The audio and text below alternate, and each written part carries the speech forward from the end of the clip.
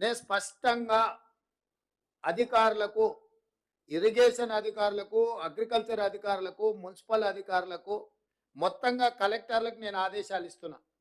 హైదరాబాద్లో ఏ విధంగా అయితే లేక్ ప్రొటెక్షన్ కోసం మనం హైడ్రా పెట్టి ఒక ప్రత్యేకంగా డ్రైవ్ మొదలు పెట్టినమో, కొంతమంది స్వార్థపరులు ఈ చెరువులను ఆక్రమించుకొని వాళ్ళు ఇల్లు కట్టుకోవడము, ఫామ్ హౌస్లు కట్టుకోవడమో, లేకపోతే ఆ స్థలాలను ఆక్రమించి లేఅవుట్లు వేసి అమ్ముకోవడం ఏదైతే చేస్తున్నారో ఇది క్షమించరాని నేరము.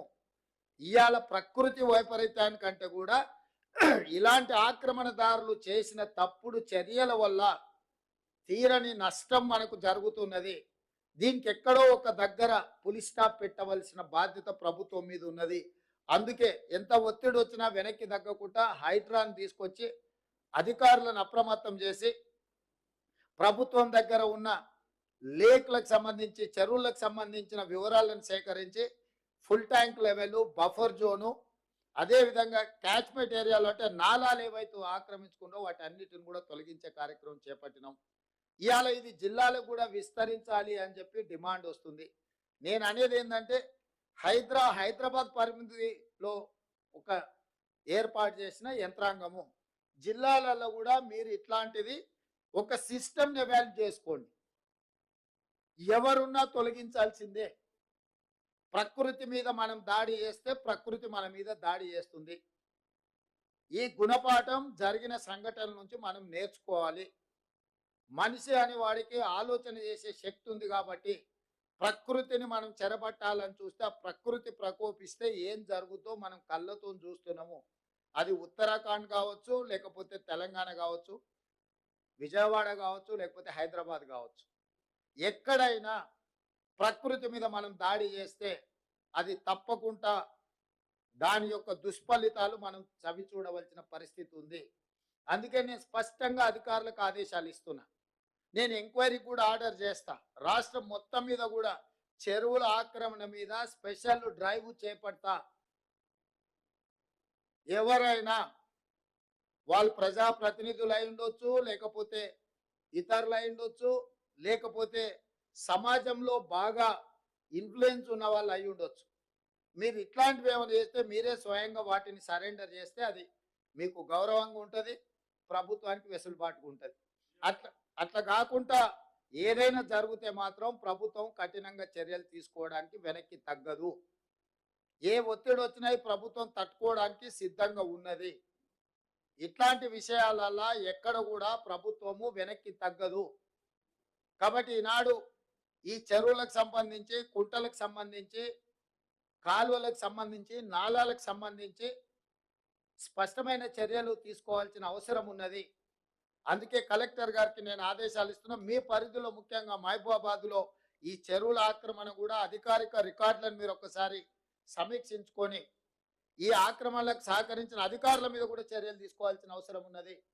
దీన్ని కూడా దృష్టిలో పెట్టుకొని వరంగల్ మీద కూడా ప్రత్యేకమైన దృష్టి పెట్టేది ఉన్నది. ఎందుకంటే చిన్న వర్షం వచ్చినా వరంగల్ పట్టణం అంతా ముప్పుకు గురవుతుంది.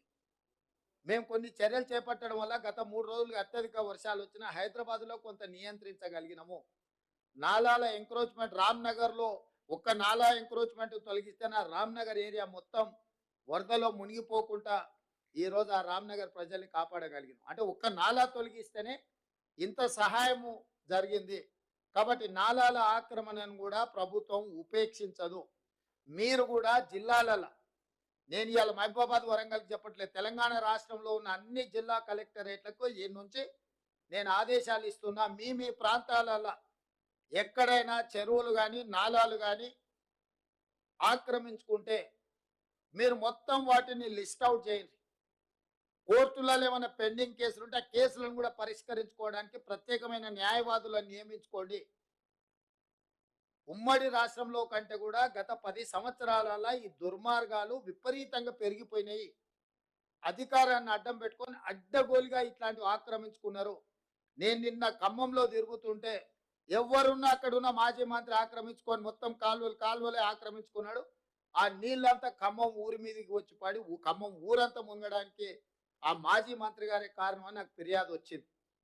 వీటిని వాస్తవాలను పరిశీలించి దాని మీద కఠినమైన చర్యలు తీసుకోవడానికి అవసరమైన చర్యలు చేపట్టాలని చెప్పి రెవెన్యూ మంత్రి గారికి సూచన చేసిన. కలెక్టర్ గారికి కూడా, ఖమ్మం కలెక్టర్ గారికి కూడా నేను ఆదేశాలు ఇస్తున్నా. దాని రిలేటెడ్ ఇష్యూస్ ఏమున్నా అవి హైకోర్టులో ఉన్నాయా, లోయర్ కోర్టులో ఉన్నాయా, ఇతర శాఖల దగ్గర ఏమైనా మేనేజ్మెంట్ జరిగిందా, ఆ కబ్జాలకు సహకరించిన అధికారుల మీద చర్యలు తీసుకోవడానికి అవసరమైన చర్యలు తీసుకోవాలి. ప్రభుత్వం నుంచి అనుమతి తీసుకోవాలి. కోర్టులలో ఏమైనా కేసులు పెండింగ్ ఉంటే వాటి మీద కూడా స్పష్టమైన నిర్ణయం తీసుకోవాలి. ఎందుకంటే ఇంకా ఉపేక్షిస్తే ఇంకా అది మనల్ని కబలిస్తుంది. ఇవాళ జరుగుతున్న పరిణామాలు, పేదోళ్ళ ప్రాణాలు, ఆస్తుల నష్టం పోయిన తర్వాత కూడా ఇంకా ప్రభుత్వం మీనమేషాలు లెక్క పెట్టుకుంటూ కూర్చుంటే ఇది మంచిది కాదు. కాబట్టి నేను స్పష్టంగా మీడియా మిత్రుల ద్వారా తెలంగాణ రాష్ట్రంలో ఉండే అందరు అధికారులకు నేను ఆదేశాలు ఇస్తున్నా. ముఖ్యంగా చెరువులను ఆక్రమించుకున్న ఎంతటి వారున్నా తొలగించాల్సిందే. దీనికి మొదట నివేదికలు తయారు చేయండి. హడావిడి చేయడం వల్ల ప్రయోజనం లేదు. పకడ్బందీగా నివేదికలు తయారు చేసి ఆక్రమణలు గుర్తించి అవసరమైతే కోర్టు నుంచి అనుమతి తీసుకుందాం. ఈ ఆక్రమణలు తొలగించడానికి విధి విధానాలు పాటించుకుంటూనే పక్కాగా చర్యలు తీసుకుందాము. ప్రభుత్వం ఇది ఒక ప్రత్యేక కార్యాచరణ కింద తీసుకుంటుంది.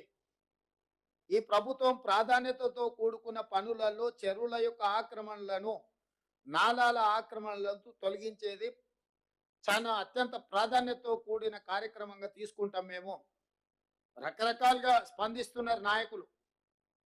కొంతమంది ఈయననే ఇప్పుడే ముఖ్యమంత్రి అయినా, ఇప్పుడే వచ్చిండా, అవునాయన నేను ఇప్పుడే ముఖ్యమంత్రి అయినా, ఇప్పుడే అధికారం వచ్చింది, అధికారం పేద ప్రజలకు ఉపయోగిస్తున్నాను. నేను ఇన్నాళ్ళు మీ చేతుల అధికారం ఉండి మీరు ఆ ప్రభుత్వంలో మీరు మంత్రిగా పనిచేసి మీరు ఆక్రమించుకుంటుంటే కళ్ళు మూసుకొని ఉన్నారు. ఇప్పుడు నేను కనీసం చేయాలనే ప్రయత్నం చేస్తున్న కొంతమంది నాయకులు మాట్లాడుతున్నారు.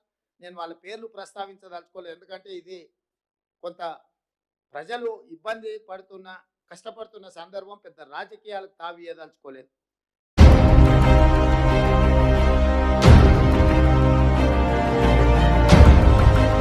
हैदराबाद वॉइस, आपकी आवाज।